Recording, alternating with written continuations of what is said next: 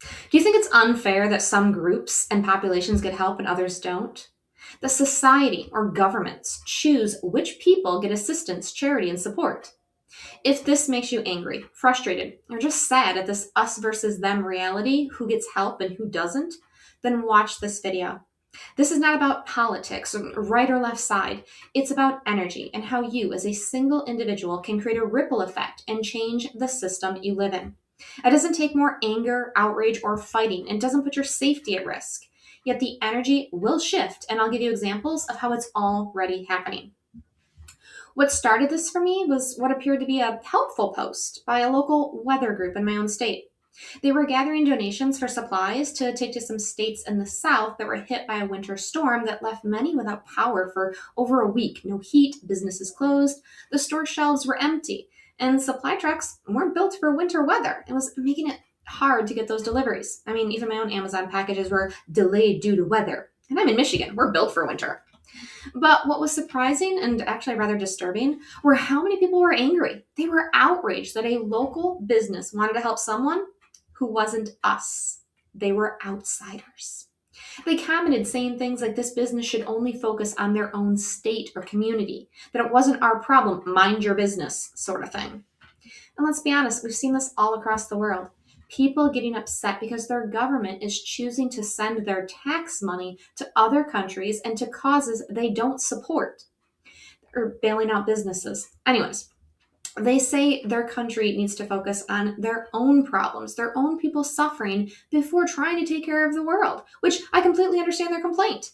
If I was a starving child and saw my mom give food to the neighbors instead of feeding me, I'd be angry and shouting, hey, that's not fair. Of course, governments, communities, state, national level, they choose where your money goes when you pay taxes. You wish you had more of a voice in where that money goes. Money you probably worked harder and longer hours to earn than the people making these choices. But this isn't a video about me bitching about the system. There's enough of that already online. This is about the energy of how these systems continue in the way that they do and how you can change it. The first issue is the myth that there are limited resources. As long as that is your belief, that is the reality you will create. And I know it's hard to change beliefs based on how you see it show up in your life. But your brain will always find evidence to prove you right, not wrong. So as long as you believe this, you will find evidence to support it. Now, think about getting a new car. You haven't seen this model before or this color, so you're excited to get it and stand out, be different. So then you buy this car, and now you're seeing it everywhere. How dare these people copy you? You had this car first. But actually, it didn't change. You can ask a car salesperson, and they'll tell you the car was sold lots of times before and after you. You just didn't notice until it mattered to you. Once your brain sees your car every day and notices the same data, an alien green Kia Soul, it's everywhere. And yes, I have since gotten a different color. So look at the evidence to support your belief that there are no limited resources, including money. Now you might say you have a job with a set income, so that's limited.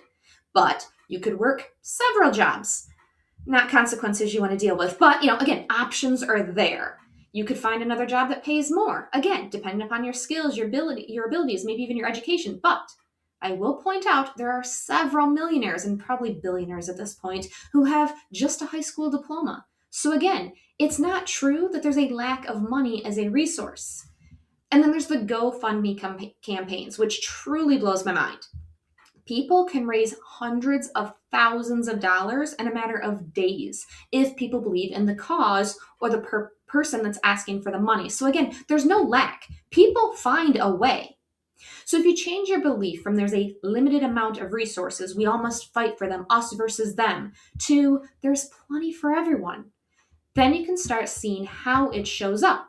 And I remind you, resources doesn't just mean money. So now, what can you do to change the system? If you don't feel your community or your government, on any level, supports your beliefs or what causes to support or how it's spending its resources and money, what can you do about it? You start with yourself. There's several universal laws that people often gloss over as just sayings without understanding how powerful these laws are to create your reality. This includes like energy attracts physics. and as within, so without, which is similar to as above, so below. It's talking about reflection. The energy inside you is reflected outside of you. If you want your country to stop looking at other countries and start looking at their own, and then they can support and care for them, then you must also look at where you're doing that in your own life. Are you focused on trying to fix your partner, your children, rather than looking at yourself and what you need to heal within you? Do you use looking outside your life, social media, world issues, even your sister's marriage, as a distraction from your own problems that need healing, changing, and fixing? Are you doing the exact thing that you say you're getting angry at society for doing? And I'm not saying put your head in the sand and ignore people who need help. I'm saying put the oxygen mask on yourself first. When you are healed, you will be able to address problems outside of yourself, outside of your kids, your partner, the community, from a place of peace and love, not add more anger, judgment, and aggression, which, as I've already said, will only attract more of the same energy. If you've done the inner work, then the next step is to focus on your home, your family, your friends. What support and charity do they need? And not always money.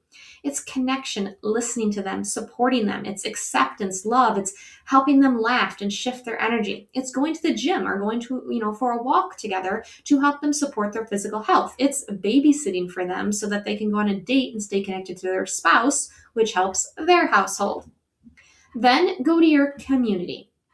Give from the overflow of feeling healed inside yourself, inside your home, inside your social network, and now expand that to your neighborhood. Host potlucks, community yard sales, donation drives, food pantries, the little libraries. Organize a weekly dog walk where everyone with dogs goes for a walk and honestly helps their dogs socialize too. Start talking to your neighbors and barter services. That guy that can fix your sliding door, maybe you can paint his living room. Or, a person who can bake a cake for your daughter's birthday party, and then you can give her some extra veggies from your garden. If you focus your energy on your own self, your own group, that is not about excluding other populations or places in need. Actually, the opposite will happen. When you see how much abundance you have in your life, when you don't feel depleted, you will want to help other populations, other states, other countries. And if your own community is exchanging services instead of spending actual money on them, then yes, you will have money to donate to worthy causes. It's all connected. Another universal law that can be minimized is just a cute saying. Where your focus goes, energy grows. Meaning, what you give your attention to will gain more of your energy to grow. Do you want to grow the negative things that are making you angry or the positive things that refill your cup and allow you to give from the overflow? If we don't support something, pull your energy away from it. And eventually, like a plant without the sun, it'll die. Again, looking at the evidence to prove this is true. Think about the things in society people used to support and give their time and energy to until they realized it wasn't who they wanted to be. They evolved, they leveled up. We no longer have public hangings or beheadings because it's not entertainment, it's drama. We've deemed dogfights and cockfights illegal and inhumane. And a lot more places are changing or canceling circuses altogether because people stop buying tickets and attending the shows that mistreated animals. So yes, as a society, we can shift big energy to say we don't want our money, time, and energy going to these things we don't support anymore. And the laws will change to reflect that. Now, I can't say how long this will take for bigger level governments. Like, it took how many years for women and Black people to be able to vote and have a seat? So yes, it may take a while, but it has happened. And I will say it'll happen even faster the more people collectively, energetically are supporting the change versus just focusing on the things that they dislike and not doing anything about it. But it starts with you, with one person inside yourself, inside your home, inside the community. Start within and then expand it. Go ahead and leave a comment and let me know what this inspired in you to think about doing for yourself, your home, your community. What small step can you take to start giving not just money, but time, energy, focus on a cause, a population, a charity, something that's important to you? And remember to like, subscribe, and share my videos with people you think that could benefit from a spiritual uplift today, especially if they need the reminder that what they do does make a difference.